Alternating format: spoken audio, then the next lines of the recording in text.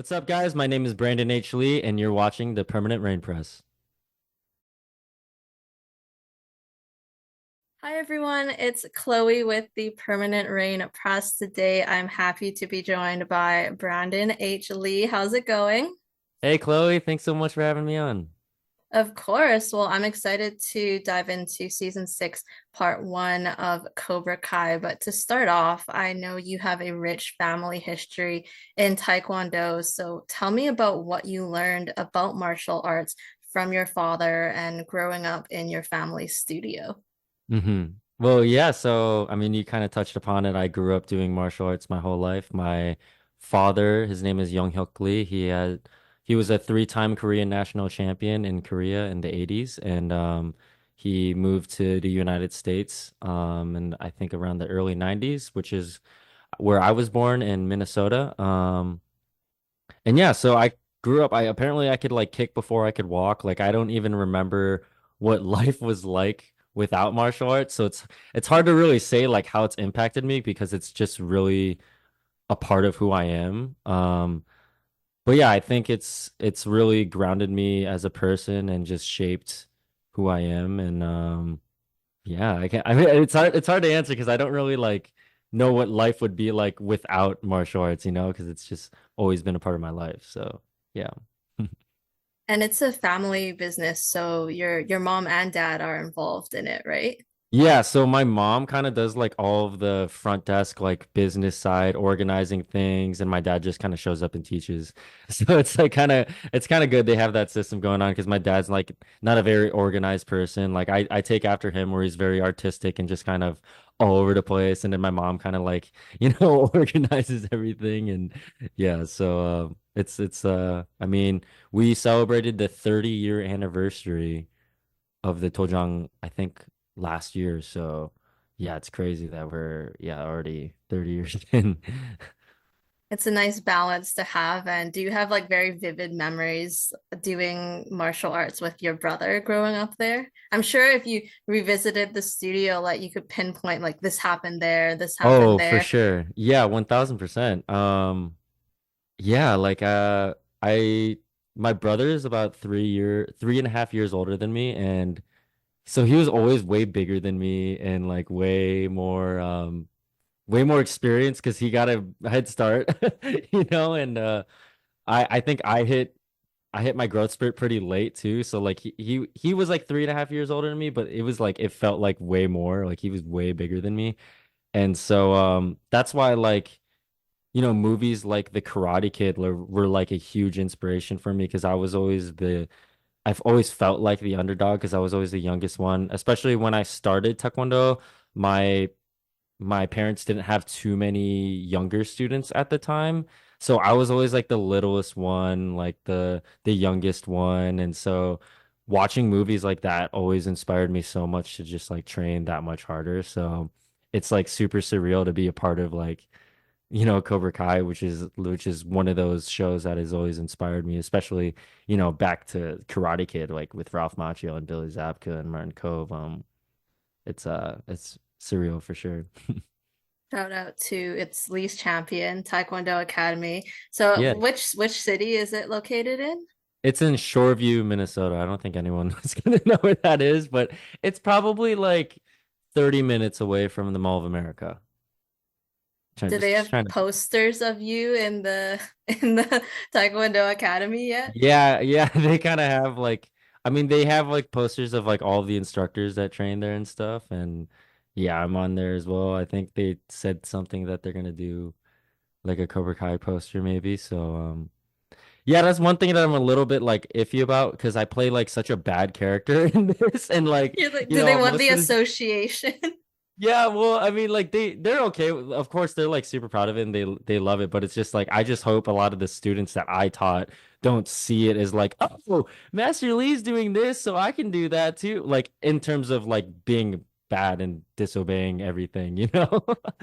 So you did grow up inspired by the likes of Jackie Chan, Bruce Lee, the Power Rangers. So tell me about these influences and why they stood out for you.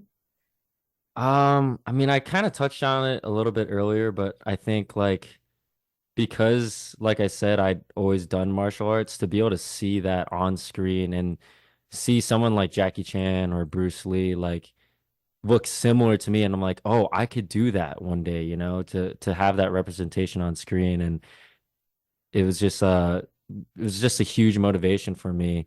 And I think like as a kid I would always just like watch them and just try to like copy them all the time. Like I would be in front of the TV all day just trying to copy all their moves. I remember when I was like 3 years old, um, I would like force my dad to like train me more pretty much like because he's like sick of teaching like all day and he just wants to like watch TV. So like I'd be like appa appa, which is like dad in Korean, and then he would hold. We didn't have like kicking targets at home, so he would hold like an empty liter of like a soda bottle and I would use that as a target, and I would just practice like jump front kicks like all day. And there was one time where I was watching a Jackie Chan movie, trying to do that all day, and I broke my leg when I was only like 3 years old. And honestly, I don't remember it too much. I just remember being in a cast for a really long time. But yeah, it's like it's movies like that have always been an inspiration before I can even remember. It was just like how people watch the NBA or the NFL or like whatever, they see these people and they're like, "Oh, I want to be like that one day." Like that's exactly how I felt with movies and television. Do you remember which Jackie Chan movie it was? I think it was Police Story. I used to watch like his 80s like that's what I loved was my dad was a true Jackie Chan fan, so he didn't show me just the Hollywood stuff, which were amazing. But if you look at the stuff he was doing in the 80s, like back in Hong Kong, because he had way more time to film his fight scenes and he was like action directing most of them, it's like at a whole different level. Like I don't think anyone's ever going to be able to top it, honestly. It's ridiculous. So I remember just like watching those all the time and trying to copy them. I'm sure after it must have been a brutal time when you had the cast on, couldn't Oh do yeah. any couldn't do any Yeah. karate. Yeah, it was so bad. And I don't remember much, but my parents I remember saying that I had too much energy and I couldn't really do anything and so I was probably having a bunch of temper tantrums and all kinds of stuff like that. You did compete when you're a bit older in taekwondo and pumsae. So what did you take away from your time in competition? Yeah, it's kind of a funny story with competing. I had done a few like international and national tournaments here and there growing up. And so like in Taekwondo, if people don't know, we kind of have different events. What I like to compare it to is kind of like track and field. You know how like it is all one sport but you got like long jump, you got sprints, you got hurdles. So everyone kind of has their own specialty. My father was a fighter, so he did the sparring. And so at the time growing up, it was mostly either pumsae, which is forms, like traditional forms or sparring. And I never really gravitated to either. I always liked doing the cool flips and stuff. So I always like just trained that. And so at the time, I think this was 2019, there was I think it was pretty new. There's something called freestyle pumsae, which is kind of similar to gymnastics where you create your own form and there's certain requirements and you get to put acrobatics in it. So that was something I like really gravitated towards. I was like, oh, this feels perfect. Like I feel like I've been training for this my whole life. And coincidentally, nationals is always in a different state each year, but this time it was in Minneapolis in Minnesota. So I was like, okay, well, I want to go visit home anyways. So I just was like, let's just try it. And I went there and I would have never thought I won. And I didn't know that that tournament was national team qualifiers. So literally, as soon as I stepped off the mat, the national team coach came up to me and shook my hand. He's like, "Welcome to the national team." And I was so confused. Like, keep in mind, like I have so much adrenaline pumping. I'm seeing stars and birds because I like left it all on the mat. And then this guy comes up to me and is like, "You made." I'm like, "What?" Like, I thought he was messing with me at first, and then. Yeah, I did one more tournament in Las Vegas called the President's Cup and I got to represent USA and yeah, no, it was so much fun just to see that competitive world, and because I feel like I kind of just like trained on my own with my father's dojang all the time, and he would always tell me his stories of like competing in the competitive world. So to kind of like, make my own mark in that world was really cool. And I was planning on competing more, but then that's when I was doing stunts and acting at the same time, and I realized like, you know, um this is the top level, of taekwondo, and like it's disrespectful if I'm having my focus split. So I like decided to take the path of continuing this business, So yeah, that was a really long answer to your question, but yeah. No, I like to hear the story. And I mean, it's too bad that you kind of had to make a decision there because it seems like that would have been a viable path for you as well. But do you think it gave you any more of a competitive spirit or a competitive edge? Oh, 1000%. I always grew up super competitive. Um but I've never like I said, I never really like enjoyed competing in taekwondo because I didn't really like traditional pumsae or sparring, but this was finally something that I could like, oh, I've been training my whole life for this, and like I can let it out. So, and just the name of it is called freestyle, and I feel like I'm a natural artist. That's why I'm like obviously, in this business. So I kind of have this like it was just gave me way more freedom because I think in martial arts sometimes like you kind of have to stick to a certain structure, which is great, but like I was able to, express myself more with freestyle pumsae. So it was really fun, yeah. So prior to that divide between, competition, national team, and pursuing acting, can you tell me about your decision to apply your passions elsewhere instead of the clear-cut path for you, which is continuing to teach martial arts and then eventually take over your family's taekwondo studio? Yeah, so I at the time I was a sophomore in college, and I was going to the University of Minnesota Duluth, which is about 2.5 hours away from where I grew up. And I've always like sucked at school, honestly. It was honestly embarrassing because in Minnesota especially, like there's like barely any Asians, and the only Asians that were there are really, really, really good at school. So like I was like not proving that stereotype, and no matter how hard I try to focus, I just like it just I no matter how hard I worked, I just was never very good at it. And so, I was in college studying for a degree that I wasn't really passionate about. And my dad randomly put my name into like this like I don't even know what you call it. It was like submissions for like this talent school called DNA Talent. And he like randomly put my information in without even telling me. And so I randomly get a call, and they're like, "Hey, we saw your interest in wanting to maybe pursue modeling and acting. Like, do you want to come by and audition?" I was like, "Is this a scam call? Like, what is this?" And then I looked them up. I was like, "Oh, they seem pretty legit. I mean, screw it. Let's try it." Like people have always told me. At the time, I was just like, "I want to be a model." Like that's all I was thinking about. So I was like, I showed up there and I was like, "Yeah, I'm here to model."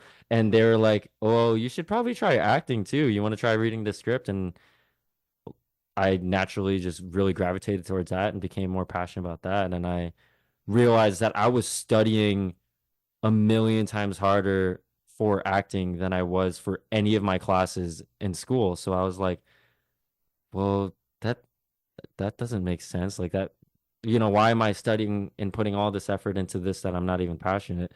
And I ended up going to a showcase out here, which we were talking about before off camera, called the Industry Network, which is where I found my agent, Justine Hunt. And yeah, I actually, at the same time that I got signed by my agency, I got declined to transfer to a different school that I wanted to go to. So it felt like the universe was telling me, like, this is your path. And I felt like if I had not taken the risk, I would regret it for the rest of my life. And I never wanted to regret anything. So I was just like, screw it, let's go. And so my dad and I drove my car all the way across the country, and he helped me find an apartment. And yeah, that's when it all started about close to 6 years ago now. Yeah. That's quite a journey, and the universe does tell us signs. And you were studying, it was sports science and kinesiology. Yeah, I think so. Yeah, I don't even You're like, remember. I don't even remember. That was a different lifetime for Well, I you. mean, like we didn't even. I was still doing like my lib ed requirements. I don't even think I took a single class towards my major yet. But yeah, I think it was exercise science, something like that. I think every school calls it different. Kinesiology, sports science, something like that. But yeah, no, I never graduated. I dropped out after sophomore year. I mean, it's not school and academics isn't for everybody, and you can kind of find the own your own way in life and like what you like to do. I think you said, before proving yourself in your own way, which is what's important. And you mentioned, your dad, he was the one who initially enrolled you, so you obviously had your parents' support. What did that mean to you? Like, were there ever any nerves going this other route? I mean, it means the world to me. It still means the world to me to this day. Like my parents, especially my dad, they're like my biggest fans. Like my dad knows stuff about videos I've been in or short films or whatever that I don't even know. Like he's awesome, you know. I think also part of it's also he deep down he always wanted to pursue acting a little bit as well, but he wasn't able to because he was obviously having to provide for us, his family. But no, it means the world to me. Yeah, there definitely was that added pressure though. I mean, I'm so grateful. It's so rare for an Asian American to have their parents, well, like support them in such a non-stable career, you know? That's like one of the rarest things, you know? So I always tried to remind myself to not take it for granted. But yeah, there did come pressure with that. You know, I do remember when I moved out here when like my other relatives would like ask my parents like, "Hey, is he just taking a break from school or whatever?" And they would tell them that I'm taking a break. And in my mind, I was never taking a break. Like I was never going back to school, no matter what, you know? So there was kind of that pressure where it was like, "Oh, if I don't succeed in this, like, dang, what I just like, moved out here. I was supposed to help my parents with their business back at home and I just yeah, I kind of always had that. So I mean they never pressured me. It was just kind of like self-made pressure, I guess. Because I just never wanted to let them down, but yeah, it was definitely real. But they've never made me once feel like discouraged or they were never like, "Oh, if you don't succeed, you have to come back." They never once did that to me, which is why I think I really stuck with it throughout these years. Yeah. So while acting was the initial goal, you mentioned modeling. It was the stunt work opportunities that came first for you. So when you weren't seeing the acting opportunities come about, like what exercises did you do personally to stay grounded and stay passionate about the craft? Yeah, that's a really, really good question. It was tough. I mean, I did what I'm super grateful for is I did a couple movies in stunts beforehand, and that really gave me a lot of confidence and also a lot of perspective and experience into what it's like to actually be on set. So, like, if it wasn't for stunts, I don't think I would be where I'm at today. But I do remember after a movie I did in 2021 called Knights of the Zodiac. I had a blast on that movie. Shout out Andy Chang and the Andy Chang stunt family. Um, but Andy Chang, he was the action director of that movie. He was also a fight coordinator on Shang-Chi, one of the core Jackie Chan stunt team members from all the Rush Hour movies. Like he's a legend. He told me he was like, if you want to act, you have to go all in. You can't like split your focus. Really similar to like my dilemma of like wanting to continue to be competitive in taekwondo and also do this business.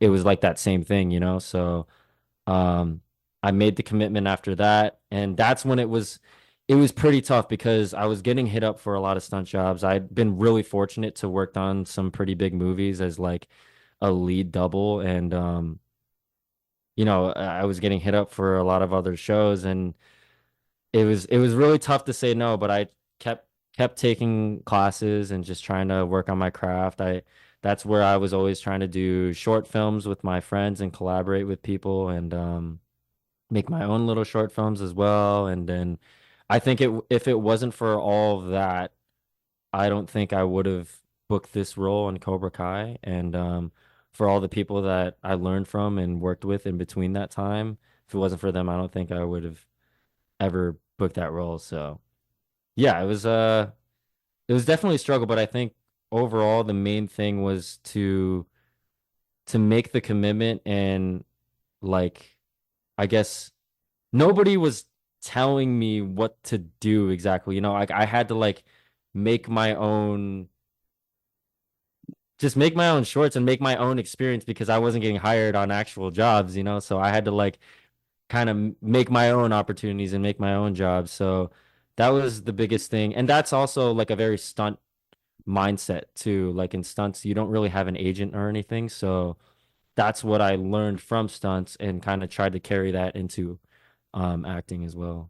It's nice to hear that you really like put in the work. And it's always that dilemma because you could have like a very lucrative career, I'm sure, as a stunt double, but was acting always the draw for wanting to like develop a character of your own? Yeah, 1000%. Like I moved out here for acting in the first place.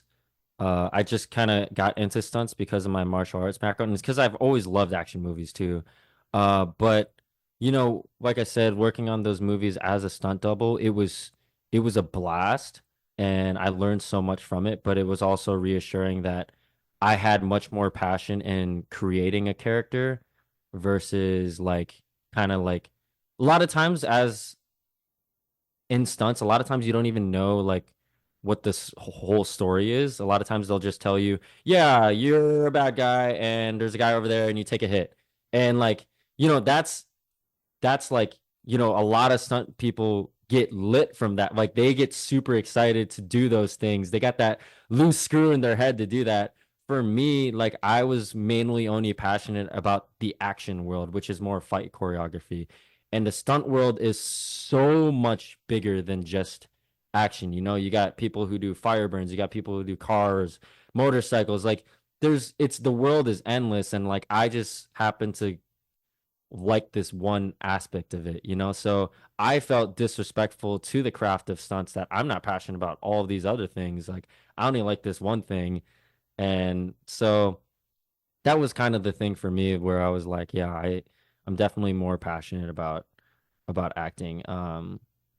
Yeah, it was always just kind of I think just everyone just has their own preferences of what they gravitate towards too, and acting kind of became that for me. So yeah. How has your Korean heritage shaped your identity? Like, were you always immersed in the culture and the language growing up? Oh, this is a really good question. I don't think I've been asked this. Yes, I think my parents did a really good job of doing their best to make sure I was in tune with my Korean heritage. It was a constant battle in a way though, because like I said, growing up in the Midwest suburbs, there was like no other Korean people around, so it was tough because I would just always feel singled out. Like I remember growing up, I kind of wanted to be white, like, or I saw myself as white at times, and but they did a really good job. Like they brought us to Korea as much as they could. And I remember growing up, I always when I went to Korea, I would always feel gravitated towards it, and I'd always get super inspired to learn Korean after that because I felt so like ashamed that I couldn't even like talk to my grandparents. And then I would come back home, and after about a couple weeks, I would just give up on studying because I'm like, in my mind at the time, I was like, what's the point of like learning this language when I'm only going to use it maybe once for a week every other year or something? Um, but I think it wasn't until I moved to LA that I really embrace it.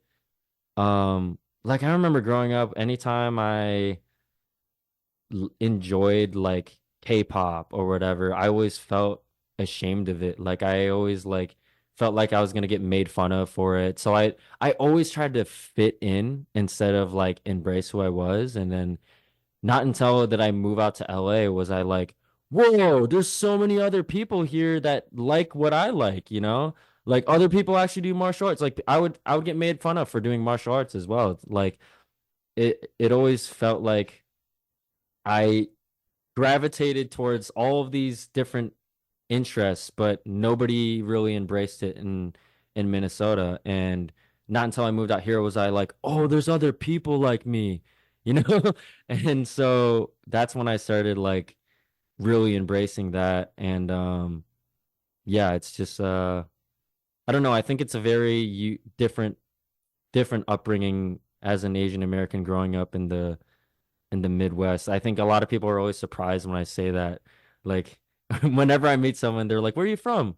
I'm like, "Minnesota." They're like, "What?" Like they would have never thought, you know? So, um, it's unique, and I love Minnesota too, to this day, but it's just like, yeah, it kind of shaped who I am in that regard. And yeah, I don't know. I'm kind of just rambling now, but yeah.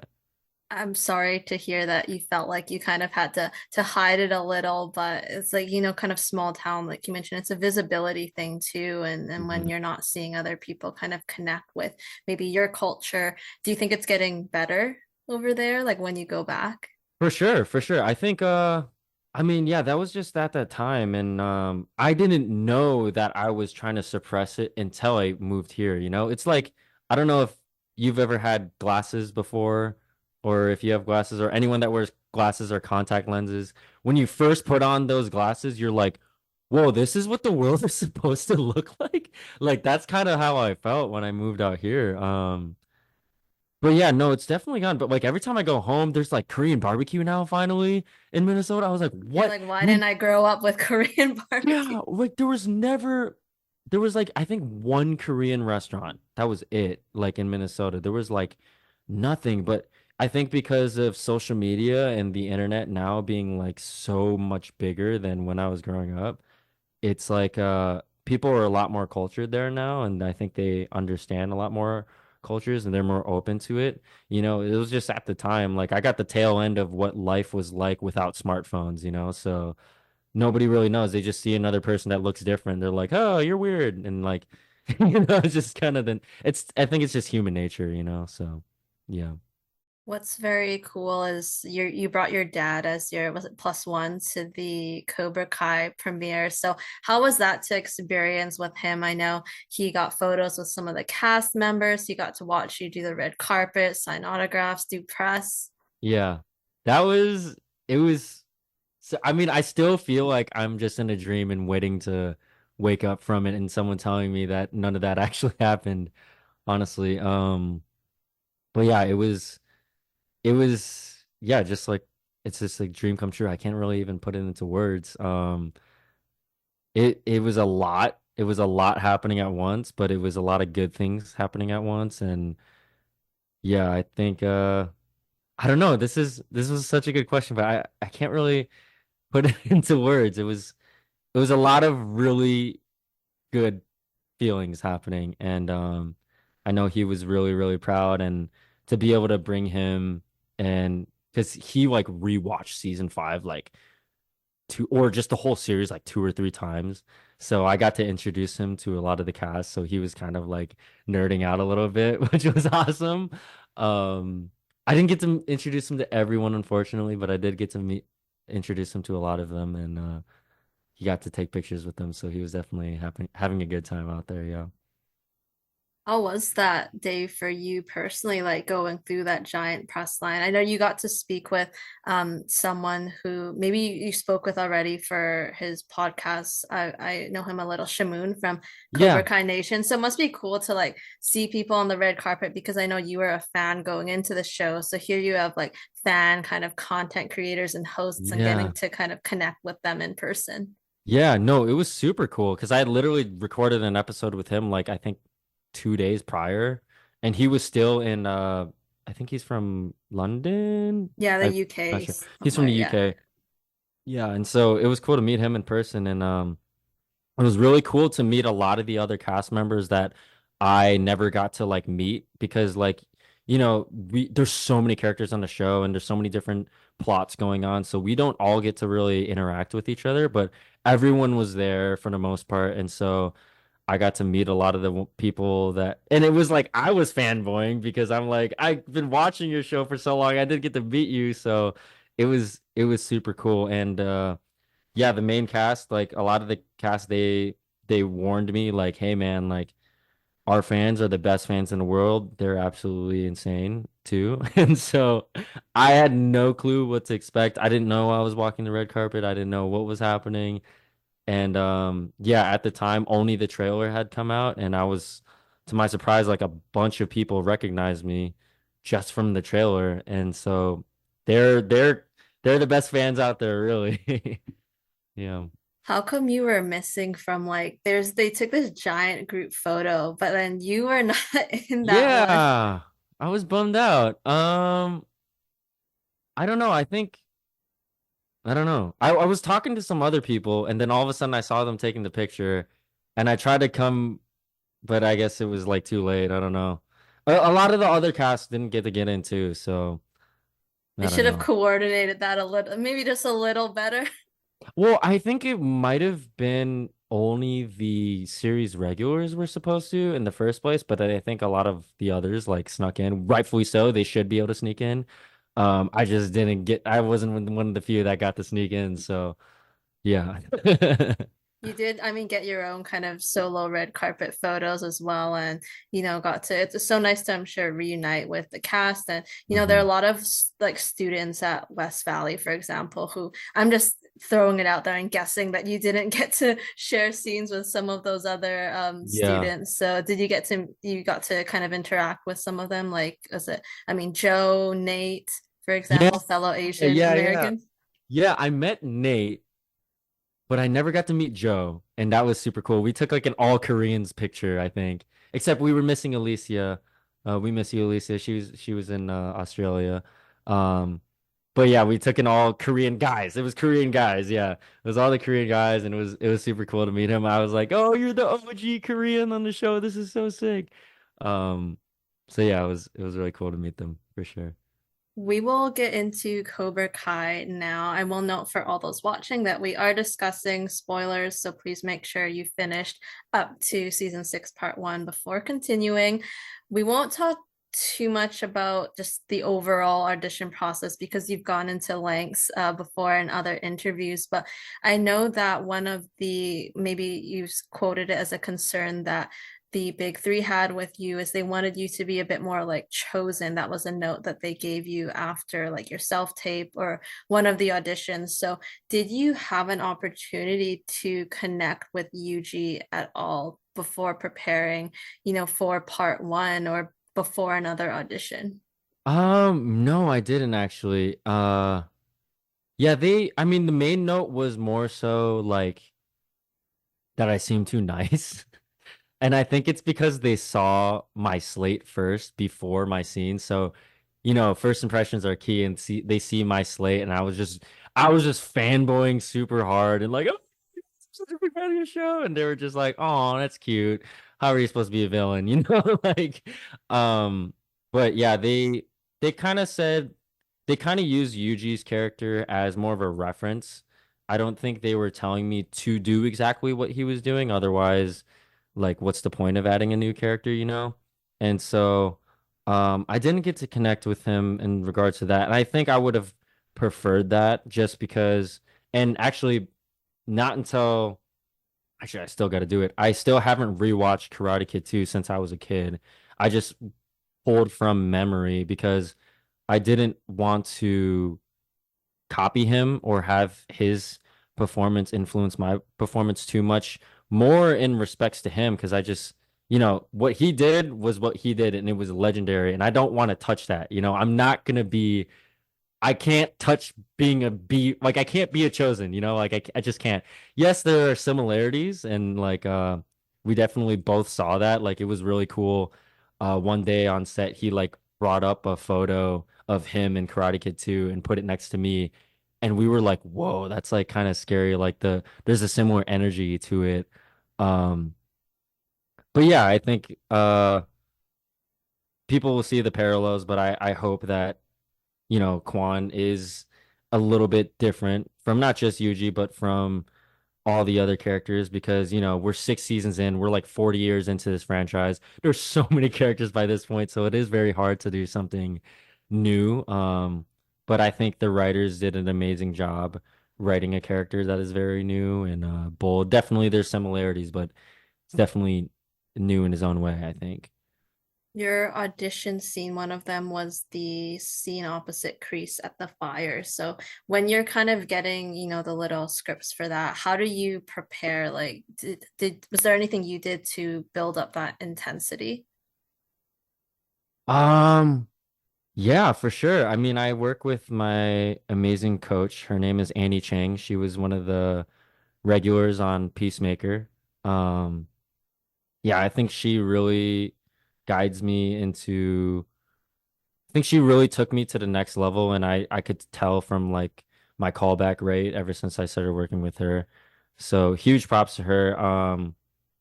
But yeah, I mean, this would be like getting really nerdy into the act, like the craft of acting, but I guess we kind of do something called like a hook, which is like an example would be when you're driving on the street and someone cuts you off, you could be having the best day and immediately you're triggered and you're pissed off, you know? And so a hook is meant to kind of do that to get you into that mode for whatever emotion. So I kind of prepared in that way. And because I knew they wanted something darker than what I did, I was like, okay, I'm gonna swing big and I'm gonna make them tell me to be nicer, if anything. I'm gonna try to like really be as mean as I can. Um, so yeah, that's kind of like how I prepared for it. Yeah. I don't know. Does that answer your question? Yes, yes, it did. And it worked because they saw something in you and they liked you for this part. I know you've mentioned before being, a big fan of the show. You've watched it since season one. So, what was it like joining an established series with an established cast? You mentioned everyone was really nice and welcoming. Was there Yeah. anyone in particular of the, I would say, main kids cast that you were most like excited or nervous to meet? Oh man. I don't know. I think all of them like they were all out of the kids.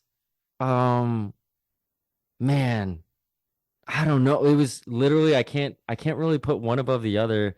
I will say though, like Hawk was always like one of my favorites.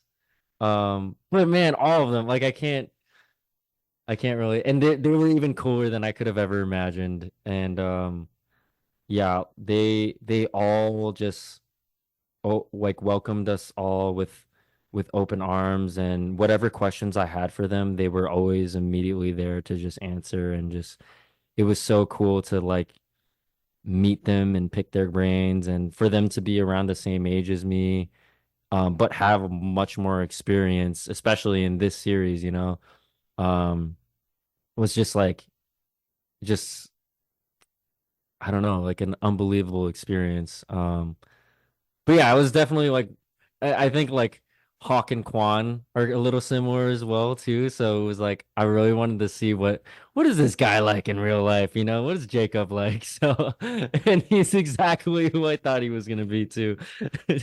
He's got even more energy than me, which is crazy.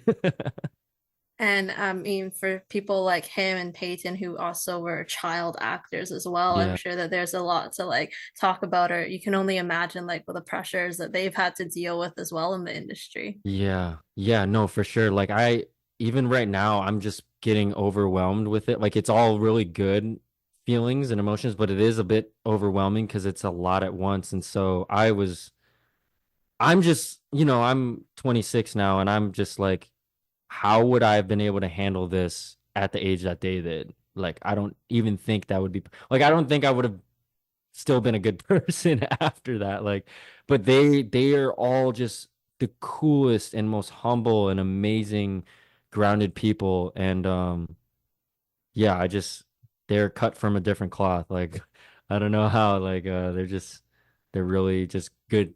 good people, amazing actors, but on top of that, even better people, for sure.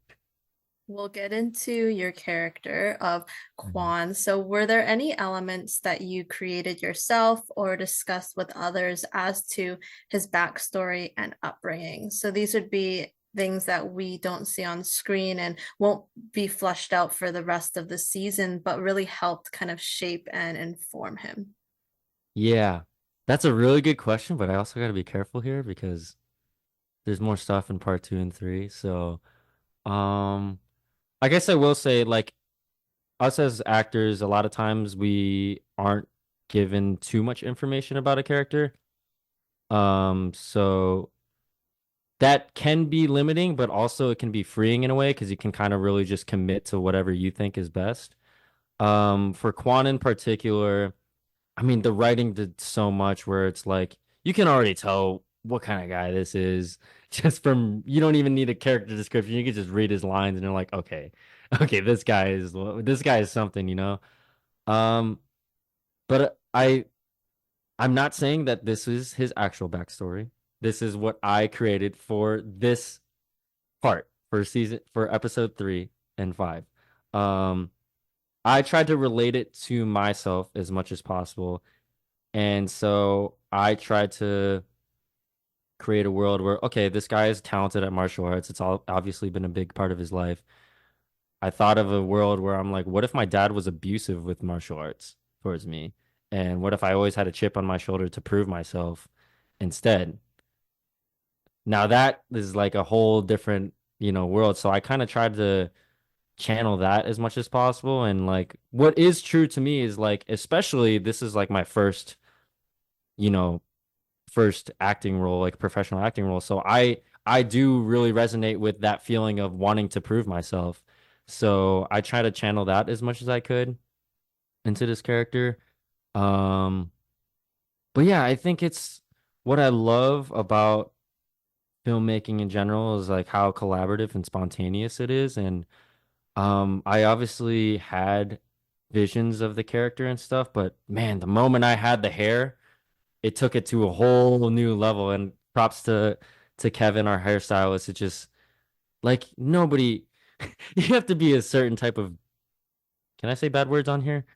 Douchebag to like, rock a hairstyle like that, you know? So the moment I saw that and saw myself in the mirror, it gave me so much more clarity of like, oh, I can do whatever I want with this character pretty much.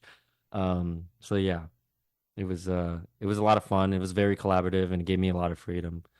You definitely wore all the hairspray with that look. Did so because you seem to not be a fan of what it maybe emulated, you never considered keeping it after. You were like, I'm going back to my regular hair. Well, I would not be able to figure out how to do that hairstyle even if I wanted to. Like he did some magic and he cut it in a way where it's only looks good on that style. So I remember like when I was like my days off, I always wear a beanie because like my hair, like I usually have a Korean perm because my hair is super straight. So if I don't have a perm, it's like I'm like a porcupine, like it's just sticking out and it's like it won't go anywhere that I want it to, which works perfectly for that style when he uses his magic on it. But like when I would try to style it myself, I'm like, this is not happening. Like this is so I mean, yeah, I would have to fly him out here and do I it was for me gonna say every he needs to day. be your personal hairstylist. Yeah, if I wanted to. But honestly, like me as Brandon, I don't think I could do that. Like, so what was funny was like whenever we would like hang out after we would film, a lot of the cast members they'd be like, "Dude, you gotta go out tonight with your hair like that." I'm like, "Dude, I can't." Like, people are gonna think I'm just the biggest douchebag if I do that. Like, I can't do that. And they're like, "No, man, it's sick." I'm like, I mean, it's cool when I'm in character, but I'm not that guy. Like, really. But I feel like a lot of it is with the facial expression too. So if people Yeah. see you and you're like smiling and everything, it has to take a bit of that chip off. Yeah, yeah, maybe. We'll see. That's what's funny too, is like when I'm looking at the behind the scenes photo and I'm smiling as me, Brandon, I'm like, this guy still doesn't look intimidating. No, he just looks like a K-pop star with his hair like that, Like, yeah. K-pop star, anime character, Yeah, one or the yeah, yeah. other. Yeah. Yeah, he was, I mean, he did say like from the beginning his inspiration for making the hairstyle was anime. So, which I love anime, so I was like, "Oh, heck yeah. Like this is gonna be sick." Kwon is very standoffish towards Sensei Kim and during the lessons. So tell me about this rebellious attitude. Like, how and where do you think it originated from him? Just kind of building off your own personal story about maybe, having a father who was abusive with karate. Like, when did that kind of change where he became the aggressive one? Yeah, I think and this is what I think why he gravitated towards Kreese is because I think Kwon holds all of this pent up anger and he sees it in his eyes. That's his power. That's why he's so good at what he does. But he's so pissed off. He's even more pissed off because nobody gives him a chance. So every time he does something that's even better than what anyone does, it's like, why the heck are you not? Why am I not the alpha? This is so obvious that I'm the alpha, you know? So I think it's just like this never ending spiral of him wanting to prove himself. And every time he tries, he gets shut down even more. So I think when he comes across Kreese, and he's manipulating him and he's like what the he's like super pissed off and then he's like realizes that this was his plan the whole time and he's like okay, use it, do something about it. Then he's like, oh, you get me finally, okay, maybe I can listen to this old man. um I think that's kind of like how he sees it, and that's why he's so rebellious. How would you label his personality and attitude? Like if you had to use some adjectives to describe, what inspired his personality and what you wanted to kind of focus on and emulate. I think he's very bold, very bold. He's very look at me. Um and just aggressive. Like I think everything comes from aggression, I think. So yeah, it was which makes it a lot of fun to play with. But yeah, I think everything does come from aggression from him. Even when he's playful, it's still aggressive. The training at the dojang, it's intense, precise, demanding as described. How long do you believe Kwon has been a student there? And how did he end up there in the first place? Ooh, Is that a question for another part? I don't know. I don't know. I guess I mean I'll just keep answering in part one, like what my mindset was going into part one. So any of the Cobra Kai fans out here, don't get me in trouble by being like, "Oh, Brandon said this, and so yeah, there's gonna be a whole thing." No, like this is all this is all like my mindset going into just part one. And full disclosure, as I was filming part one, I had no clue what happens in part two as I was filming it. Like, so yeah, I think he's definitely been training his whole life. What I created in my head was like he maybe came from a different dojang and his dad was his master, but he wanted to prove himself in his own right, so he moved to a different one. That's what I created in my head, and yeah, I'm not gonna say it's true or false. That's what I created, so I just don't want anyone to think like, oh, that's actually Kwon's backstory. Yeah. What did you want to focus on in Kwan's voice and his mannerisms and the physicality and movement aspects of him? Yeah, I think the backstory and all that is all very, very useful for sure. Um, I think honestly, all of the years growing up watching K-dramas and Korean movies and all those gangster movies and seeing all those bad guys, I actually didn't. It's weird. I kind of have my, I guess, so a lot of people, a lot of actors like to watch um roles that are similar to what they think they're about to do as inspiration. I actually try not to do that sometimes just because I don't want it to influence it too much and I want it to come from me. Um but obviously all of those years of watching that kind of I think bled into it. So I think tapping into the accent kind of naturally just brought up this, and then just speaking in Korean, and yeah, it all kind of just like it kind of it sounds so cliche and cheesy, but it kind of just came out of me, I think. There was a lot of improvisation during the fight that just kind of came out. And I think it came out from the years of, like I said, watching those Korean gangster movies, and like it's all that, you know, that talking smack in between the stuff that makes the scene more interesting, I think. So I think that naturally kind of came out. Um, but yeah, I think, like I said earlier, it was the hair that kind of made me start walking a certain way too. I think for me, I just in the moment, whatever I was feeling, I just try to run with that and just let that train take me, I guess. So you're basically just going off of like the intuition and the flow.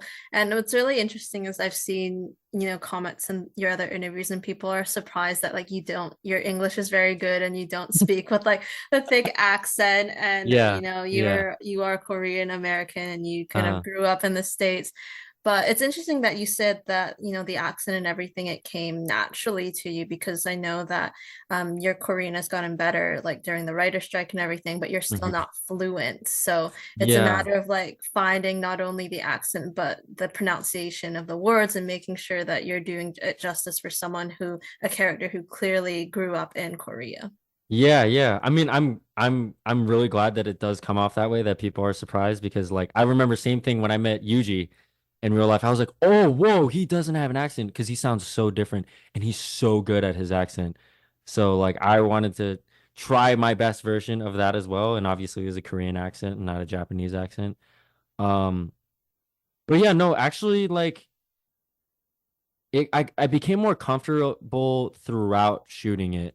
Um I have had auditions in the past where I do, have a character where I have to have accented English. And so I was a little bit familiar with it, but it still wasn't like super, super comfortable. So like I would always like, and props to my parents, I would always call them. They're really good at English by now, but they still obviously have a little bit of an accent. And so the thing is whenever I did a Korean accent, it would always be like comedically, and I would always like make fun of Korean accent, like, oh, okay, like like just Korean style, like that kind of stuff. Like I would always like overdo it, and I didn't want this guy to be comedic, So that's the main thing I was worried about. I was like, okay, I know how to oversell it, but how can I make it so okay, it's obvious he's from Korea, but it's not comedic and it sounds natural. So my parents were a really good reference for that because their accent is very subtle, and I just, I recorded them saying every line, and I would just see like what they tend to do. Like they tend to add extra syllables, like the smallest extra syllable.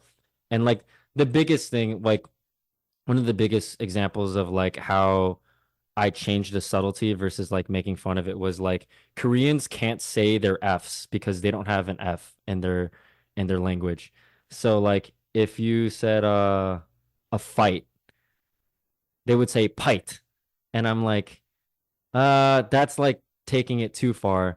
But my dad, for example, when he says his F's, he has to try like extra hard. So he's like, fight. Like he has to really enunciate it. So it was like those little nuances that I was trying to like pick off of. And yeah, in the beginning, I literally had to like rewrite each line kind of like with that. But by the end of it, I was just like, and even towards the end, like there were some days where there would be script changes on the day, and in the beginning of the show, I would have been freaking out, but I had become comfortable enough with the accent where I was like, oh, okay, yeah, it's like this. So, um, yeah, it was a lot of fun because, like I said, it was like I was going with the flow. I was figuring it out. I was figuring Kwon out at the same time, and it kind of just like came out. I don't know. It was like an alter ego just came out. It emerged. He emerged himself. I love that your parents could help you in that and you were able to kind of like use them as a support and resource. What else do you think Kwon seeks in life? Like what are his core values and goals aside from, wanting respect from others? Yeah, I think he definitely wants power too. Otherwise, he wouldn't be, hey, look at me so much.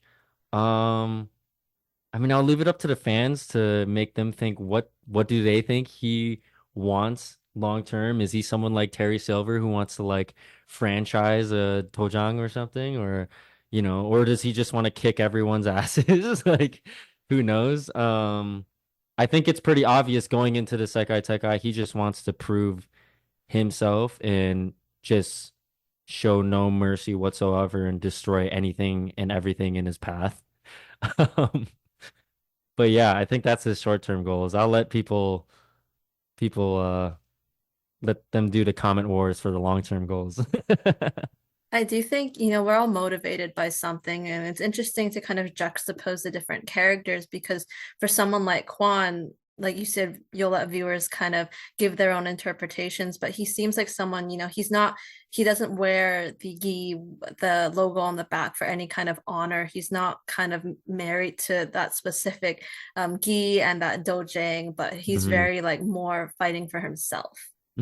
Yeah, no, for sure. I don't think he really cares about anyone really. Like the only person he might care about a little bit is like Kreese and Kim, I mean Sensei Kim. Like that might be it, and it's like probably still not that much. Not nearly as much as how much the Miyagi kids care about their senseis for sure. Like not even a percentage. Like yeah. He just sees them as tools to get what he wants, I think. And I think that's also something that sets him apart. Like we've seen this Crease mentor-mentee relationship in the past, and this is kind of like I think the first time that Crease also sees like this guy doesn't respect Crease either. Like he doesn't he's like he sees himself as on the same level of him, if not above him, so I think that from the beginning kind of gives it a different recruitment than other scenarios that we've seen in the past. Yeah.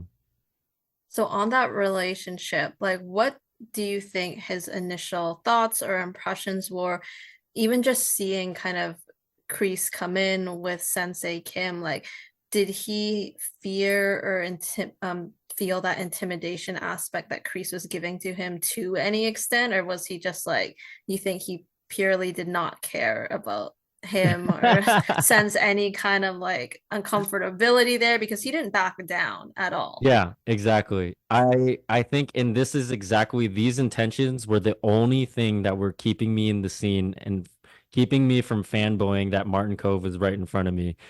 Like I just kept thinking as I was watching him, like, who the heck is this old man? Like, this is a Korean art. Who is this old white dude to tell me what to do? I bet he can't even lift his leg up. Like, I was having all of these thoughts that obviously me as Brandon, I don't truly think, but like I had to think that as Kwon in order to stay in the scene. Otherwise, I would just be like, oh my gosh, Martin Cove, Um, but yeah, no, definitely. I don't think until the moment that they glare at each other and he whispers in his ear, like, let me show you how serious I am, is there a moment of like, oh, he might not be as beta as I thought. Like, I think Kwon was almost testing. That's what makes this relationship so dynamic, is that it's so rare we've seen a student sensei them kind of like testing each other versus like just the sensei testing the student. Like I felt like Kwon was kind of testing him as well. Like, what if I speak out of line? What is he gonna do about it? Okay, he's in my face. What are you gonna do about it? Like it's kind of like he's kind of. I think a part of him is definitely a little bit curious. Otherwise, he wouldn't entertain it. But yeah, no, definitely he's like just as much as Sent Kreese is like, you need to prove yourself, Kwon, I think, is like, well, you need to prove yourself to me too, old man. Like, yeah. And you said that you ended up in some kind of staring match with Martin as well during that scene. But do you remember what it was like meeting him for the first time? Like, was it during a table or script read for that episode? Like, did you approach him on set? Did he approach you before you filmed those scenes in episode 3? Daniel and I, who plays Yoon, we came to set the day before we filmed, and we got to meet everyone.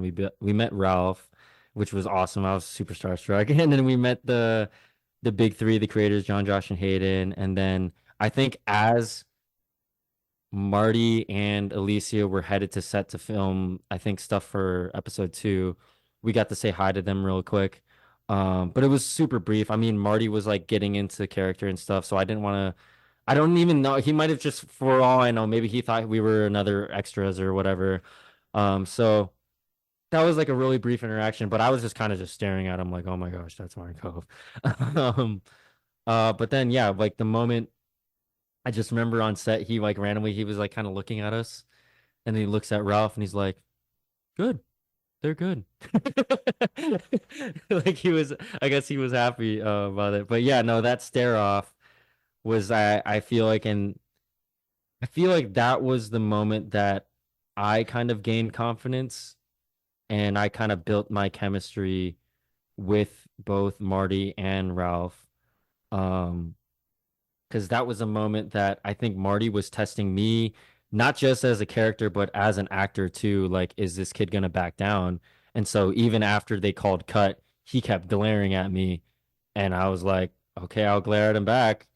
And then he just patted me on the back, like, good, good, that was good, and then walked away, which was hilarious. But then also that same moment, Ralph, I remember, I think at that point we had done like I think a scene or two by then, and I think he was kind of getting he was starting to understand like how I work and seeing how much he can really stretch me. And I remember I was kind of going the approach I was going full Kwon where I'm not intimidated at all, even after he whispers in my ear, like I'm still not intimidated.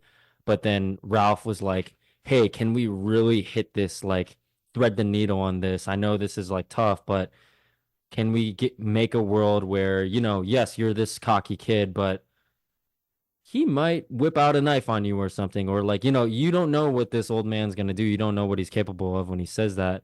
And I think that's the take they went with, where we see the smallest hint of, okay, maybe Kwan's a little bit intimidated, which is really hitting it on the nail. And I don't think I would have been able to do that without Ralph's guidance. And then from that point on, anytime Ralph directed me, it felt like he felt comfortable, I felt comfortable. It just felt like a natural flow from then on. So yeah.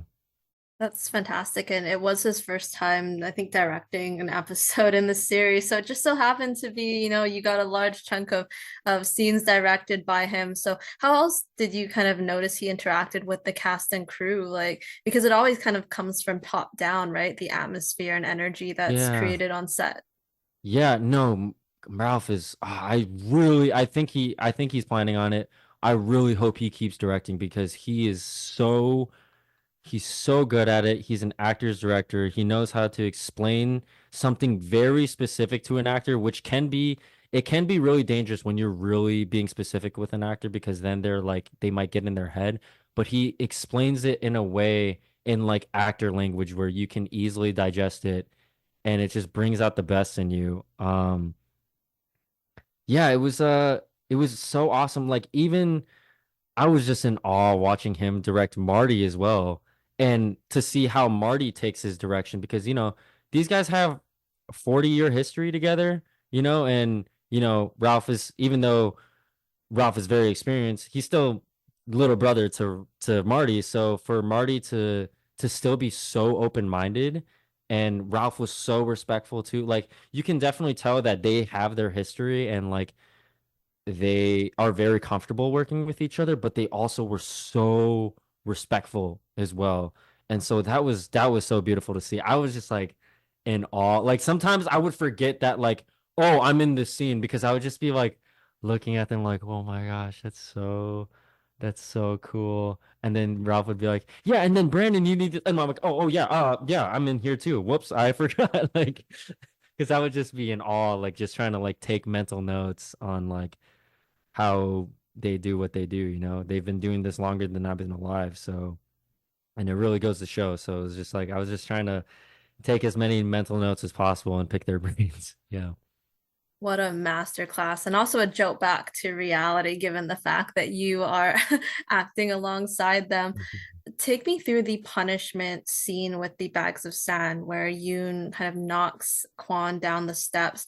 What does he feel in that moment, and why does it strike a chord with him? Yeah, that was fun because well that was also a big struggle because it was like 30 degrees out and those sandbags, they weren't too heavy, but they had like some dust in them and people were getting it in their eyes and it was like it was bad. Like I think people almost got eye infections and stuff. Um, but yeah, I think like when Yoon confronts him, it's like I think Kwon sees it as like, dude, I know you think you're all cool with your patch and all, but you and I both know who's the real like big dog here. And they're kind of jawing back and forth, and the moment he falls down, he's so pissed that he even fell for that, I think. Like the fact that he even fell for that, and now it's like so humiliating that he fell in front of everyone. And it's just like, oh my God, like I know I'm so much better than this kid, but oh, he did get me, like son of a, like he's just even more mad. And I think he sees it as like, and this is why he confronts Kreese. He sees it as like, you think I'm dumb, Kreese? Like, I'm not stupid. I can see what you're doing. I can see you trying to manipulate me. Um, like, what the heck? What the heck do you think you're doing? Like, I could take you on. Like, he's kind of coming in with heat where I think he's almost gonna try to threaten Kreese, but then he's like surprised that Kreese is like, yeah, no, I think you're really good. I think you could be like this, and that. And he's like, wait, what? Like, I was expecting you to like, I was expecting you to try to push me down, but now you're complimenting me? Like, what the heck? So I think he's kind of taken off guard, but no, definitely in that moment after he falls, he's so pissed at everyone in every way possible for sure.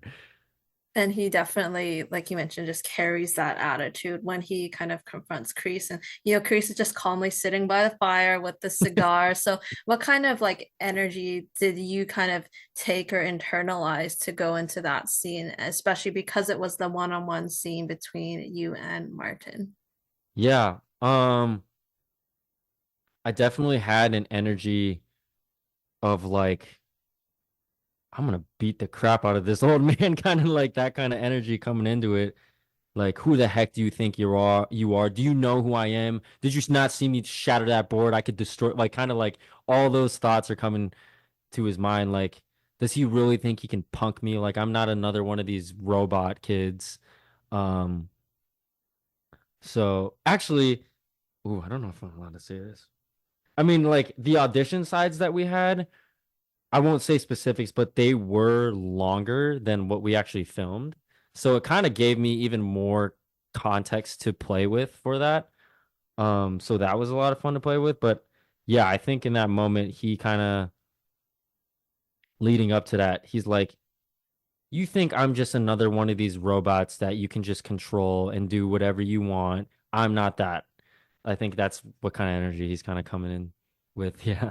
I would have loved to see him try to like throw a punch at Kreese and then see what would have happened to him if in that circumstance. But the nighttime fight scene was absolutely brutal, so memorable though. How was that choreography to learn and execute? That was so much fun. This is where I gained a lot of the perspective of like, holy crap, everyone on the show is so good because we were learning the choreography on the day and maybe the day before in between setups. So we didn't have any designated time to train at the stunt dojo. We were always like, it was like, okay, we don't need you in the shot. We need 15 minutes to set up the camera, or maybe not even 15 minutes. Okay, now it's the time to teach you to fight. So it was like that. And so I was like, oh my God, these actors that have never had, like, I'm fortunate that I've had stunt experience and martial art experience. Most of these actors on the show never had that, and they're learning on the day. Like, and they're still that good. That's like mind blowing to me. But what was super cool was Dante Ha, who is my stunt double. He's amazing. I call him Hyung Big Brother, Dante Hyung. He was one of the senseis in season 5 as well. He's super, super experienced. And what was awesome was like when they showed us the choreography, he's so experienced in what he does that he was embodying Kwon, and it gave me like some stuff to play off of. Like I didn't copy it completely, but it definitely gave me like, oh yeah, that's great. And the choreography itself like reflects like how like who this guy is, you know?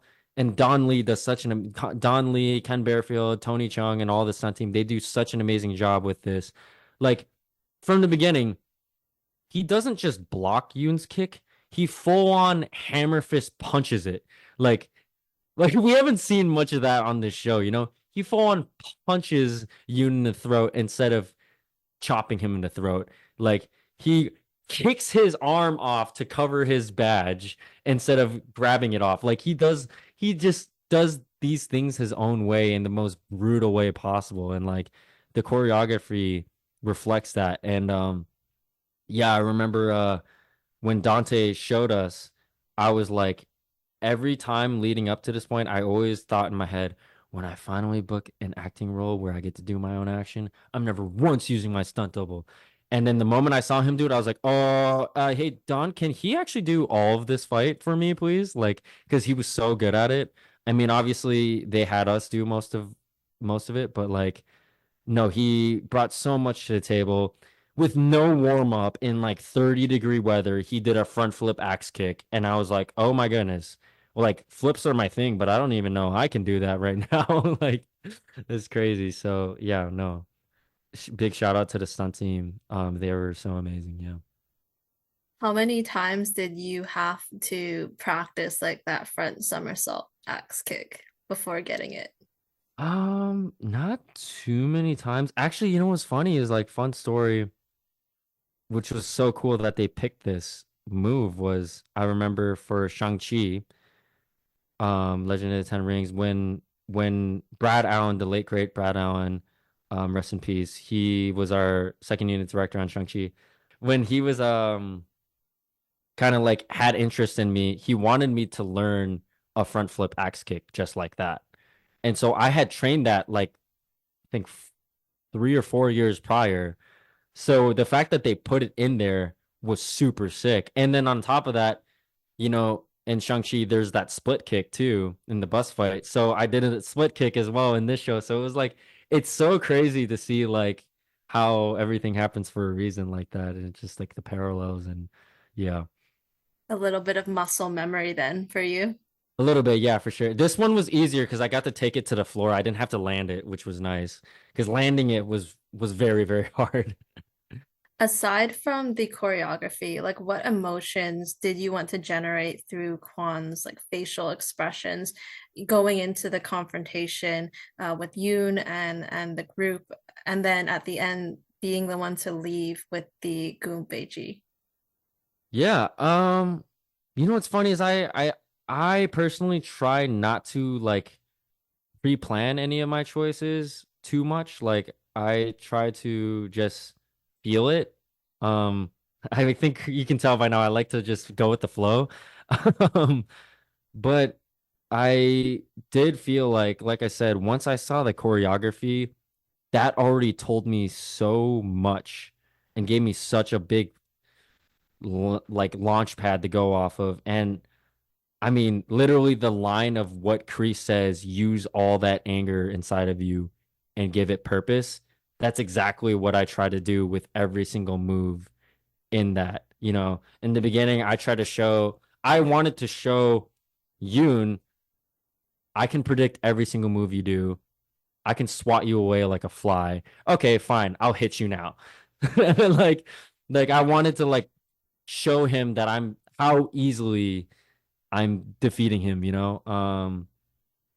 And you know, in in the beats in between, like, and I'm so glad they kept it all in. Like after some beats, they wouldn't call cuts. So there were a couple times that I let out this kind of roar, like it kind of felt like a cobra lion roar or whatever. Like it just kind of came out of me.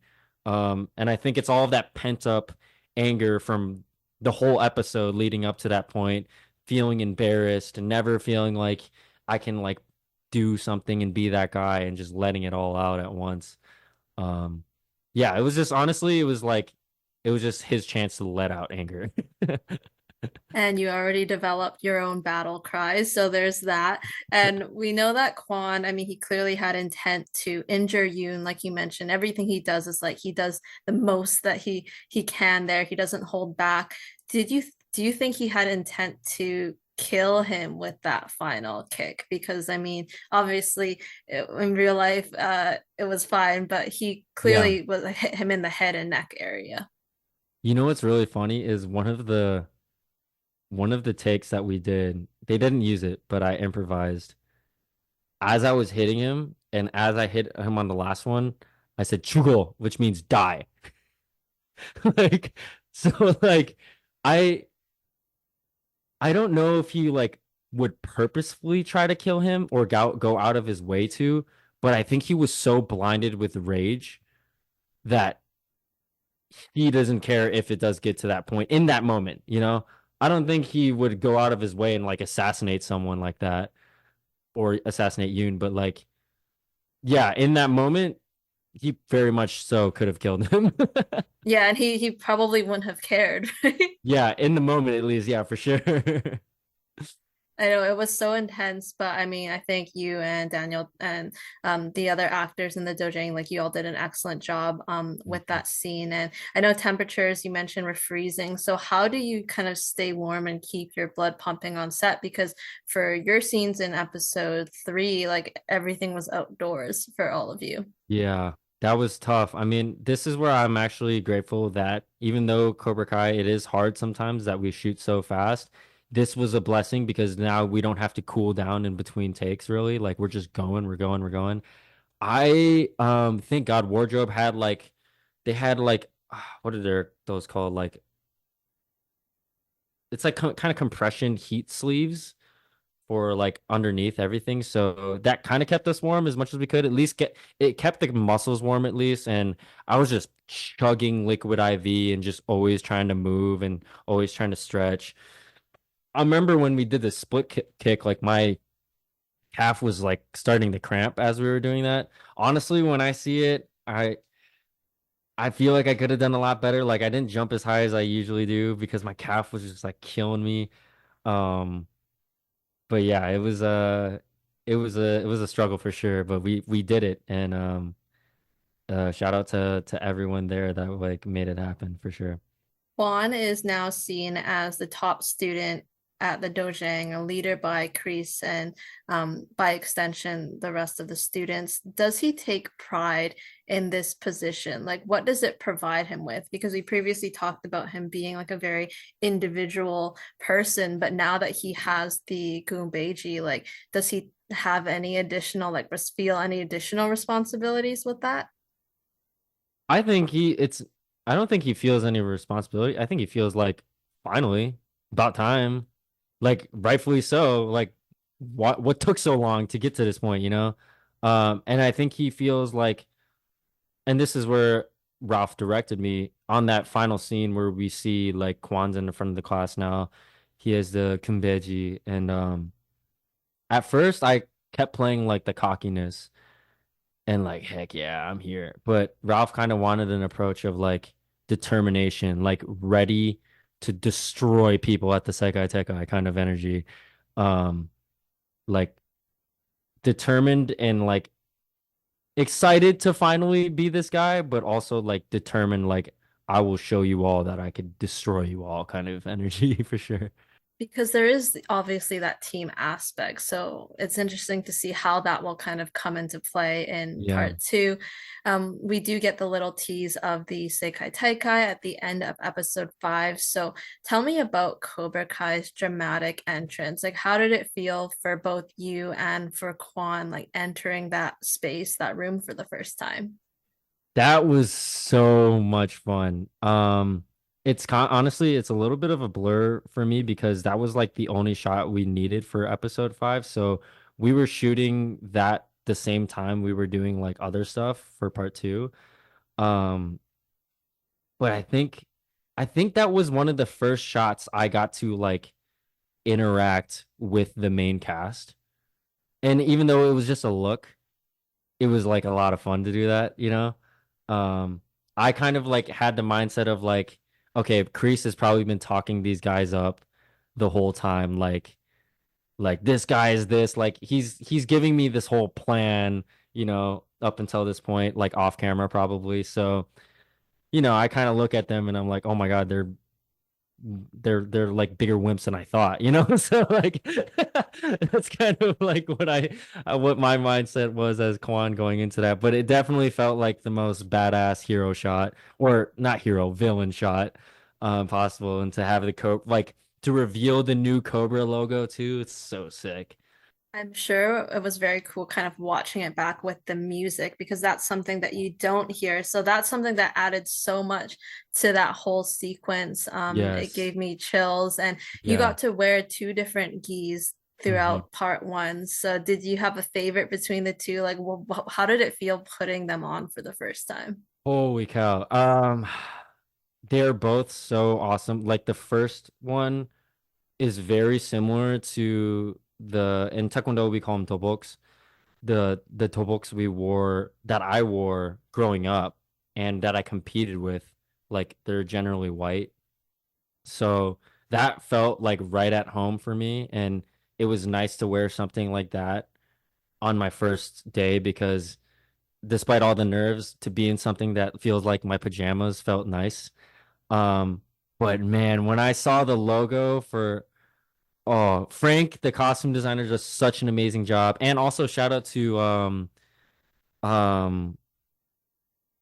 Nathaniel O's mom, I think did the proper translations for the Cobra Kai stuff on there. Um but that Cobra single the symbol is it's so cool. And just for it to be all black, it's so fitting for sure. Um but yeah, it felt it gives me chills just even thinking about it for sure. Were there any kind of directions that you were given, or did you kind of just go with the flow with the attitude that you knew of Kwon in terms of, he kind of looks over, like we don't, and gives that mischievous grin to Miyagi-Do. And then when he's facing them directly, he, gives his belt a little tightening to kind of assert that kind of power and dominance as Yeah. well. Yeah.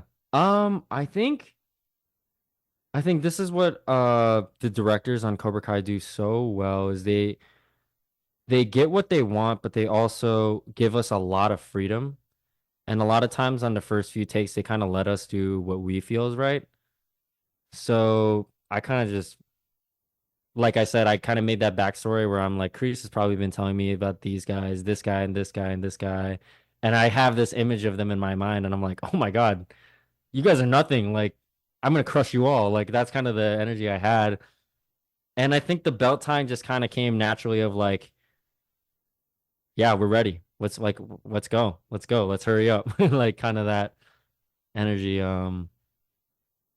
But yeah, that's what I think was really fun is they give us a lot of freedom to do what I don't think they specifically told me. I don't know if it was in the scripts specifically to kind of do those things. Like we just kind of did it. Yeah. I love the little nuances, and he's going down the line looking at them, and as you mentioned, like off screen, Kreese must have been saying, "Oh, I know the capabilities of, let's say, Miguel and Robbie and Hawk," but Yeah. he's going down the line looking at Sam and Devin and Dimitri, and what do you think he's thinking? Like, is it like an easy win for him? Yeah, no, 1000%. He's like, okay, I'll destroy you. I'll destroy you. Oh, I'm definitely gonna destroy you. Like he's kind Who of do you just think going. he looked at when made that assessment? Um, I think Dimitri for sure. That would And probably be the option. No offense to Dimitri, yeah, of course, but and then a hawk because of his mohawk. Like I think all foreigners have a little bit of like USA, you guys think you're all best, and for this dude to have a freaking USA mohawk, like, oh my God, I'm gonna destroy you. Like you think you have cool hair? Look at my hair. just a little hair comparison Yeah. there. But it'll be so interesting to see this play out in part two. Which was your favorite part one scene that you and Kwon were not in, and why? Ooh. Oh my goodness. They're all so good. I think the slumber party is so funny to me. Like I just love the dynamic that we're bouncing in between from this old dude making these girls have a slumber party, and then we're going to the most dramatic like Korean movie in Korea. Like we're bouncing back and forth. Like you can really only do that on Cobra Kai. That's what's so fun about this show. But I would say the scene between Samantha and Tori, Mary and Peyton, of them like, they almost beef again and then they make amends. That as a fan makes my heart so full. Like I was like, yeah, I think every Cobra Kai fan was like, yes, finally they actually talked instead of beat the crap out of each other for once. And to know the backstory, like Ralph said that they only had one take for that. And that just goes to show how amazing both Mary and Peyton are. Because I that had me definitely feeling like people were cutting onions near me. That was just performance wise was unbelievable. It was amazing. Same here, and you can see how like in tune they are with their characters, especially Yeah. hearing that they only had that one take, and you get to, like you feel the anxiety watching them in that scene, going like this could turn south so fast. But the Yeah. whole sequence inside was so funny, and the Ouija board as well when Johnny's like forcing them to go to certain places. It was like Yeah. so great on that comedic aspect to balance So out the funny. the drama. What can you tease about part two out this November? Um, I'll just tease you're gonna be seeing a whole lot of more Kwon. A whole lot of more things that nobody has ever seen. Like, I mean, part one has been amazing, but we've really just been setting up for this huge tournament that we've been talking about for 2 seasons now. I think they were mentioning it in season 5 as well. So it's it's gonna be insane. The competitions are gonna be unlike we've ever seen before in this show. Um, I think fans are gonna love. They can make all of those theories of like, who is Kwon gonna face? Who's this gonna face? Is this and that? So that's gonna be you're gonna see a whole bunch of different combinations. Um, and yeah, I think fans are just gonna the wait is gonna be worth it. I promise you because I'm dying to watch it as well as a fan. So I know the pain that we have to wait till November, but I can promise you the wait's going to be worth it and the fans are going to absolutely love it and it's going to be absolutely crazy.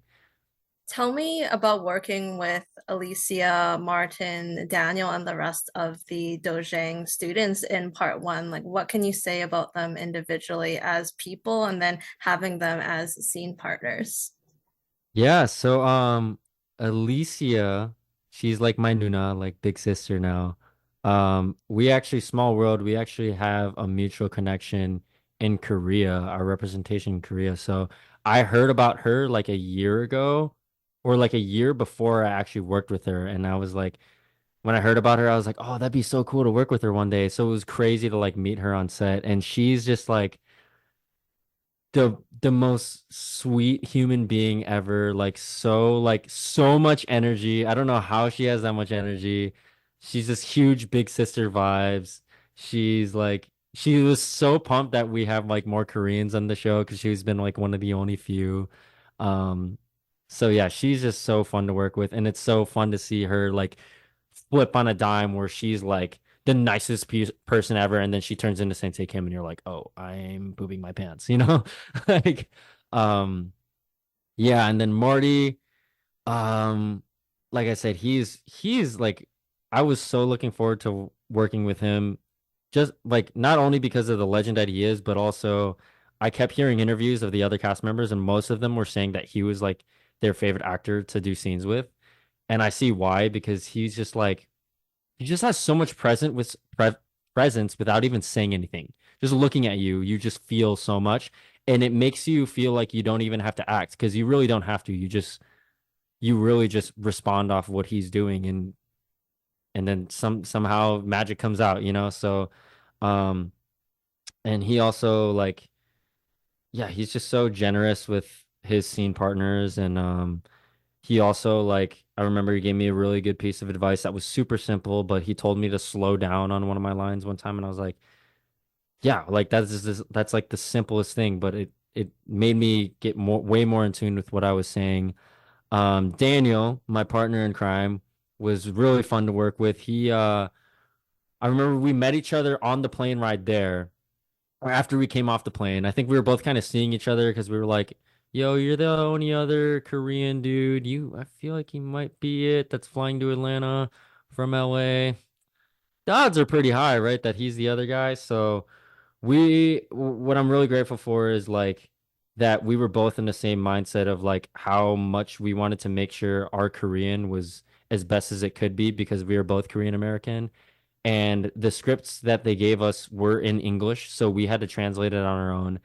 And what was difficult about that was you can translate it in 100 different ways. And if we translate it differently, it doesn't even sound like we're having the same conversation. So we met up that night before we came up on set and double checked all of our lines, made sure it actually made sense, checked with our parents and everything. And just goes to show how dedicated he is. And it was fun to ride the ride with him because, it was like his first recurring role as well. Um, I almost killed him twice on set, and he took it like a champ. I accidentally kicked him on the final kick for real. Thank goodness it wasn't with my kicking leg and it wasn't in the head. I kicked him in the shoulder, but he took it like an absolute champ. And like it was so much fun fighting him as well. Cause like, I was also a little bit worried, like, oh, are they casting someone who has martial arts background? He has like 10 years of taekwondo experience and he's like really good. He says he's rusty, but he's a liar. So it was really cool working with him. And yeah, was those the three? I mean, I'll give a shout out to Cowie and Sung Ho who were playing the other two Cobras. They were absolutely amazing and super fun to work with as well. Yeah. And I think we'll be seeing all of you again in part two. There was a special that was released on Netflix. I think it was like Cobra Kai inside the dojo or Yeah. something like that. Mm. And there are like if people, analyze, they basically screenshot every single frame of those things. So I Yeah. do think we'll be seeing Yoon back as well. But it's so nice to go into a show like this with someone else to have by your side because no one else is going to be going through like the same experience as you. For sure. Yeah. To have all the Cobras and to have like, Marty and Alicia there who are more veterans to guide us that way, it was awesome. And now Peyton's on our team or Tori's on our team, so it's even better. Yeah. Well, that was a huge Definitely. spoiler, but yeah. Everyone who is going to see this interview has seen it many times, that scene. But I know Peyton posted videos of you and Jacob doing these high kicks. And I think Gianni said in another interview that you're having some kind of kicking competition because Oh, obviously you didn't really? share the screen with them, but you had a chance to kind of meet them and interact with them maybe during training and stuff like that. Yeah. That was such a fun day because that was like the first day that we all got to train together with the main cast. And I got to meet, because I met like a few of them, but not all of them. And I was like so excited to meet them all. And they were all so cool. And Don Lee, our fight coordinator, he went a little method on us and wanted to stir up some friendly competition and show the new kids on the block. So he kind of had us do a kicking competition. And the one that Peyton posted is insane because I remember Tanner also did it too. So it was me, Tanner, and Jacob.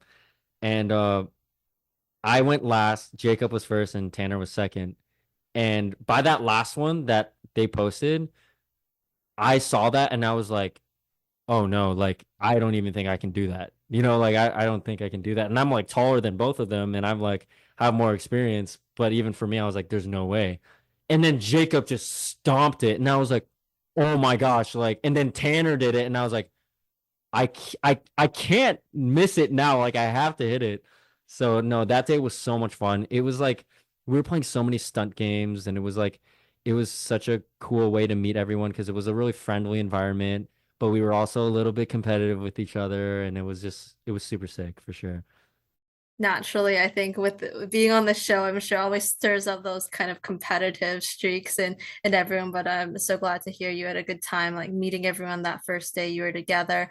What can you say about the fan support you've received from the Cobra Kai fans, both leading up to and now post release? Like, what have you seen and what has that meant to you? And it's been so overwhelmingly positive. I've talked about this before in other interviews, but me as a fan since season one, I don't think I would be very welcoming for more new characters because we've had so many new characters by now. So that was something I was a little bit worried about. But like even ever since the trailer came out, it's just been so like everyone's opened their arms to, all the new Cobras and the new characters and it's been so awesome. My phone has been blowing up like crazy. It's been like a little overwhelming, I'm not gonna lie. I'm having to like put my phone on do not disturb and just like live life a little bit outside of it. But no, it's like I'm super, super grateful and like I said before, the cast members warned me beforehand, dude, we have the best fans ever, and they definitely lived up to what they said. So yeah, it's been awesome, and I hope that they're excited to see part two. Yeah, it's gonna be great. We will go through some tweets now. Okay, So okay, if you have your phone, there's six of them. So okay. we'll start with number one when you're ready. All right, number one. Oh gosh, I gotta find you. Okay. Okay, stuntman Brandon H. Lee, that was kind of hot. So this was in reference to your Pfizer ad. That was something you did in association with the Oscars in Oh, 2022, I think. yeah. Oh, what? Oh, wait, this was so long ago. Oh, I didn't see the date. This is March 27th, 2022.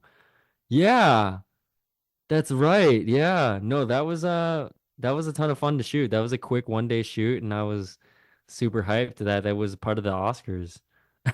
That's funny. I didn't know How cool anyone was tweeted that it. to be like asked to do that? Because I mean, they had only like what a few people in different kind of professions in the arts, and then for you to have gotten the opportunity.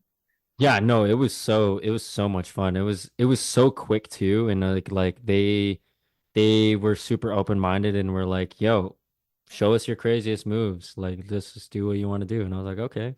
So it was a bunch of fun for sure. Right. Everyone who's our pick to win Sekai Taikai in hashtag Cobra Kai season six, hashtag Cobra Kai. My pick is Kwon. He's gonna dominate whole competition. We only have a few episodes, and he's already built as strong as such a strong character. Oh, thank you, Logan. Logan 89. I'm glad that people think that. I think the writers do a really good job of building up this big bad. They definitely want that to come across of like how are our kids gonna beat this guy? So that's just shout out to the creators and everyone, the whole Cobra Kai team that set this up to make this look so good. But I'm glad it came off that way. Have you been reading any of like the fan theories of what's gonna happen in the Sekai Taikai? A bit. I try not to get too into it because it's like a never-ending rabbit hole. But no, I've seen a few. It's really funny. It's entertaining to watch to read them all. I'm not gonna lie. This is by Shelby. Chat. I gotta be honest. Kwon from Cobra Kai season six is so fine.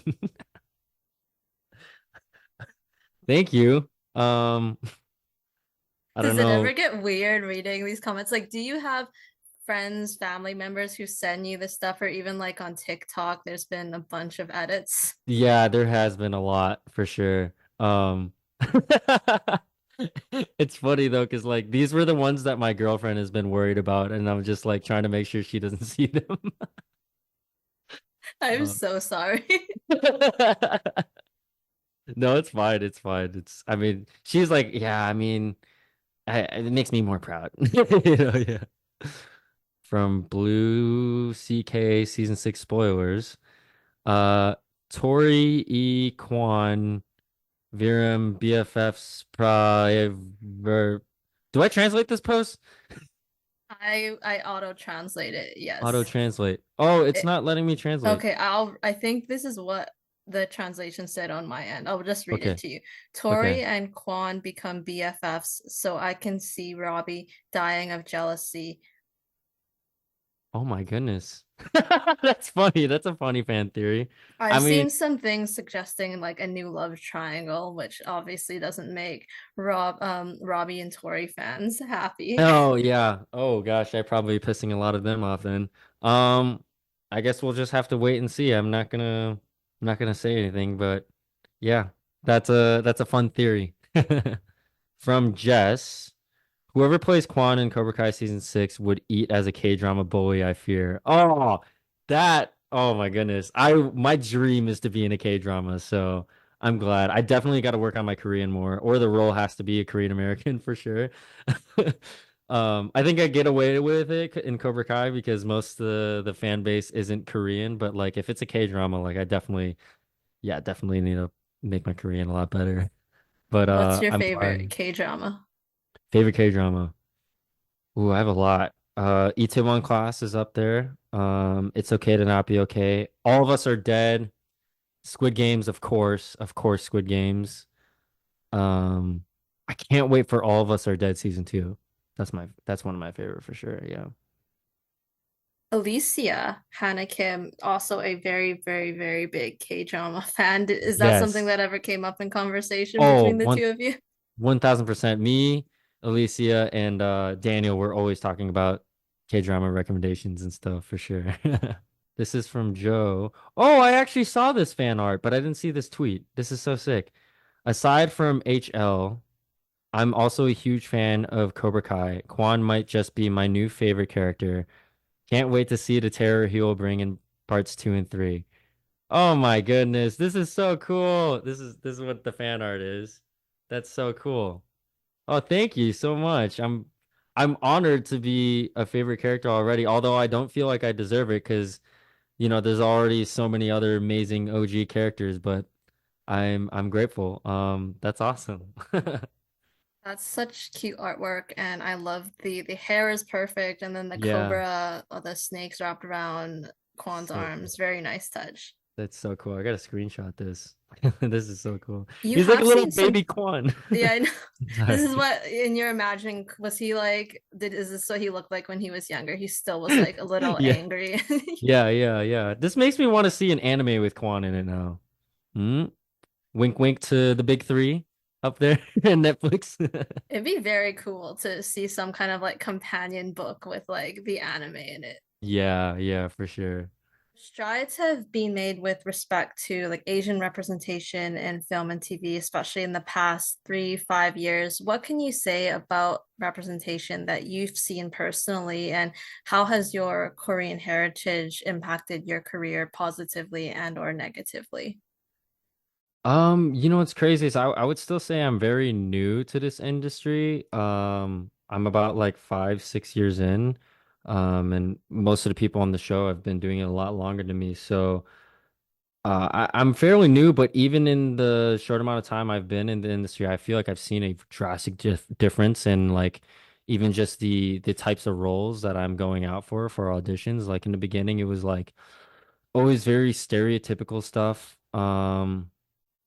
Like it was always having to be the nerd or like this and that. And I mean, I guess some people might say like, oh, you're doing a martial arts thing, but like this in particular is I think very authentic, I would say, and rather than playing a stereotype. So um yeah, I think it's grown a lot. It's amazing that, we have people on the show like Yuji and Alicia Hannah Kim that have paved the way for us. And that the fact that we finally had our very first Asian actors win Oscars not too long ago, and it's absolutely amazing to see. And there's more shows that are coming out with more Asian leads, like Brother Sun or American Born Chinese, Shang-Chi Legend of Ten Rings. um yeah, it's amazing to see, and I think we're just getting started, so I'm really excited to see what what more we got coming up. Yeah. It's a really like exciting and pivotal time, and not only people in front of the camera, but behind the camera as well, like the filmmakers and directors. Are there any specific changes that you would like to see made in the industry to continue pushing for more diversity in casting? Ooh, that's a really good question. I think we're on the right path. I mean, there's definitely a lot more work to do. I think just continuing to tell more stories and more perspectives. The one thing I guess I kind of don't really like right now is that for a lot of movies is that we just keep seeing sequels. Like it's really rare to find something original now, which makes it kind of hard to see more representation, or sometimes it feels like forced representation in a way. But I definitely think we're going towards the right path. I definitely think we have a lot more stories to tell. I would love to see more like, oh, stuff like beef. That was something I didn't say. Stuff like beef, where like we're showing the Korean American perspective, and like that's just Korean American. I would love to see Chinese American, and we're seeing more of that Japanese American, or all different kinds, because just showing someone from Korea is very different from a first generation or second generation immigrant growing up here as a Korean American or what have you. So I think there's a lot more potential of those kind of stories to be told, and I would love to see more of that.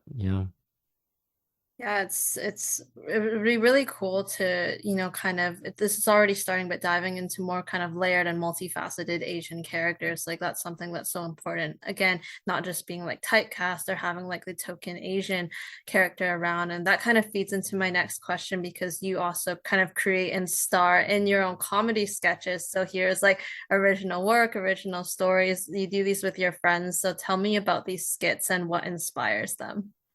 Well, I've always drawn to comedy because of Jackie Chan. I love action comedy, and I'm a huge fan of like Key and Peele and Jimmy Tatro. He used to come from YouTube, and I just love that I just love the idea of like being able to tell a quick story that can make someone change their mood. Even, they can just start laughing. They could be having a bad day and then they could be really happy. And I think it's like there's so much flexibility in performance because it's sketch. You can really do whatever you want. So I think it's been a way for me to work on my craft without waiting for the industry to hire me.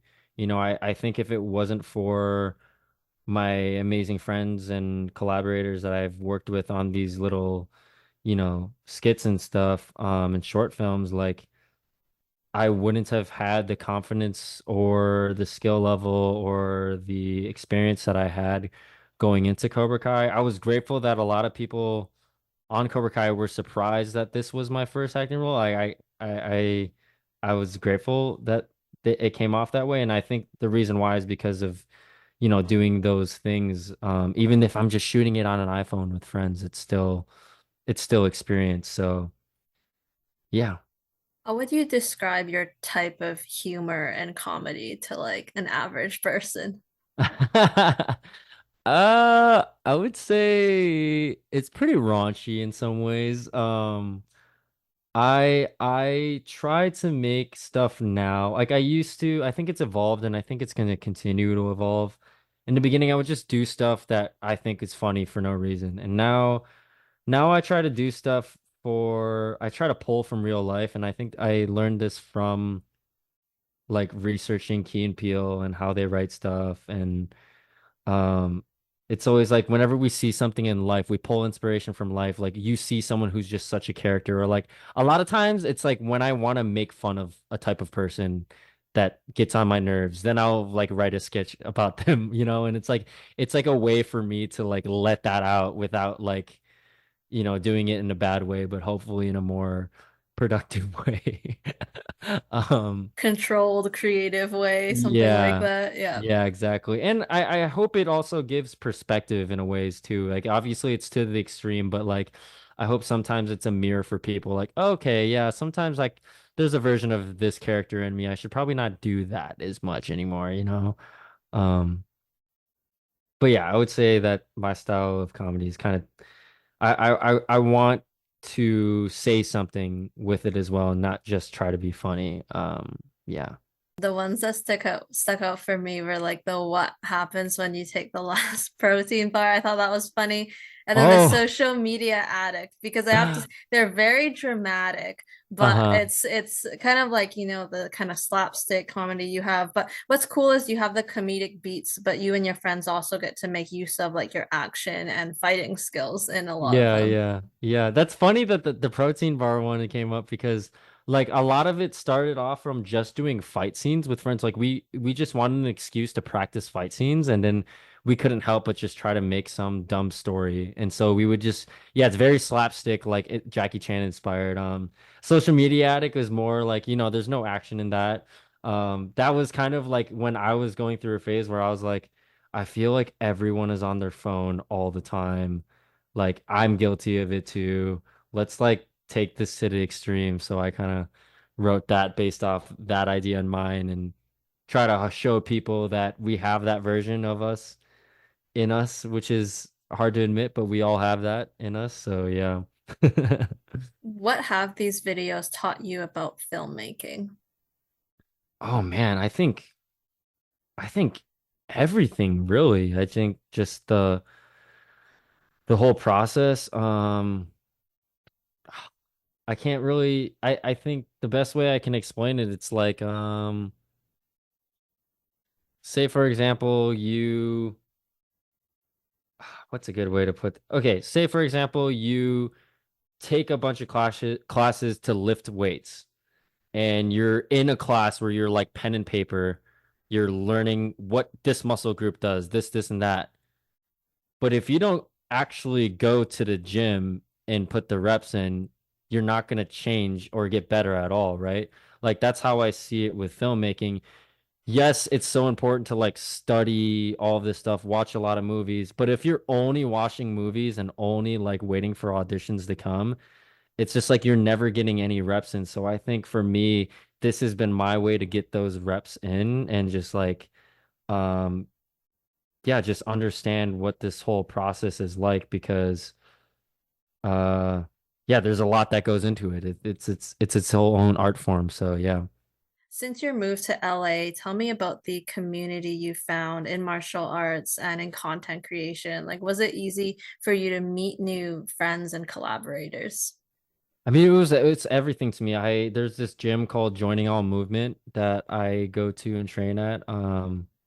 And that was the first place I went to when I moved out here because growing up, I'd always watch YouTube videos of like my favorite martial arts trickers like training there.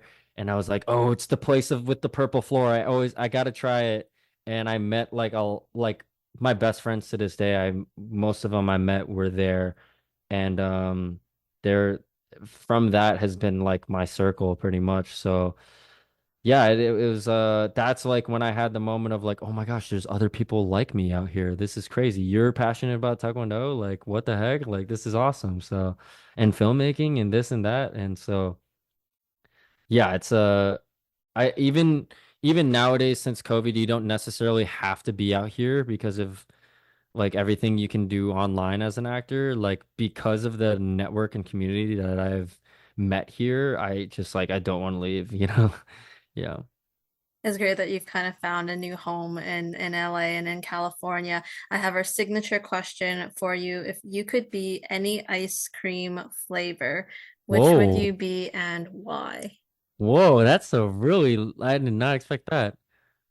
Oh, I got it. I'm going back to my Midwest roots. Superman ice cream. Have you ever heard of that?